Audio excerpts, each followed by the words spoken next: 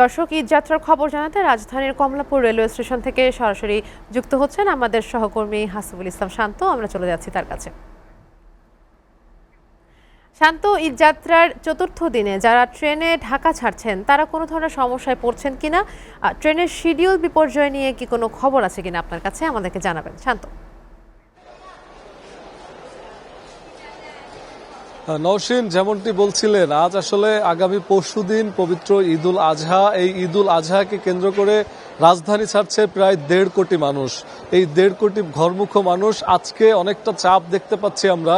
সকালে আমরা ছিলাম সায়দাবাদ বাস টার্মিনালে, আমরা গিয়েছি গাবতলী বাস টার্মিনালে, সেখানেও প্রচণ্ড ভিড় লক্ষ্য করেছি। পাশাপাশি বাড়তি ভাড়া নেওয়ার কিছু অভিযোগ আমরা পেয়েছি।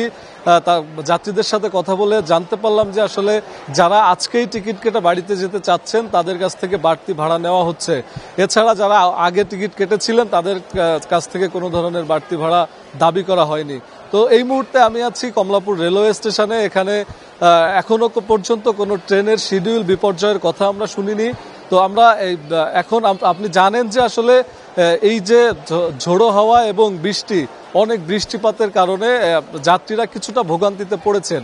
তো আমি যদি এখানে কথা বলতে চাই যে একজন যাত্রীর সাথে, যে তার বাড়িতে তিনি যাচ্ছেন পরিবারের সাথে ঈদ করতে, তার অনুভূতি যদি আমি একটু জানতে চাই, একটু বলবেন। আসসালামু আলাইকুম।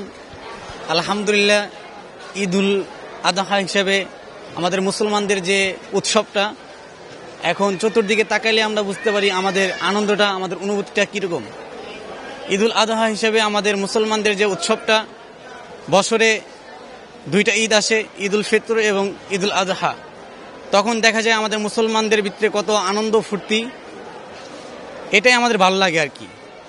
এই যে পরিবারের সাথে শুনছিলেন নওশীন যে আসলে পরিবারের সাথে ঈদ করতে যাবে। এই যে পবিত্র ঈদ, আমাদের মুসলমানদের 2টা ঈদ আসে, এটা আসলে সবচেয়ে বড় মুসলমানদের ধর্মীয় উৎসব। এছাড়াও আমি আপনাকে জানাতে চাই যে ঈদ উপলক্ষে প্রতিদিন 10টা ট্রেন আসলে ছেড়ে যাচ্ছে, আর নর্মালি 66টা ট্রেন ছেড়ে যায়। সব মিলিয়ে 76টা ট্রেন প্রতিদিন কমলাপুর রেলওয়ে স্টেশন থেকে ঈদ উপলক্ষে ছেড়ে যাবে। পাশাপাশি স্ট্যান্ডিং টিকিটের ব্যাপারে যদি আপনাকে জানাতে চাই, এই স্ট্যান্ডিং টিকিট আসলে যেদিন যাত্রীরা ভ্রমণ করবেন সেদিনই এই স্টেশন থেকে কাটতে পারবেন। সেখানেও আমরা ভিড় লক্ষ্য করেছি।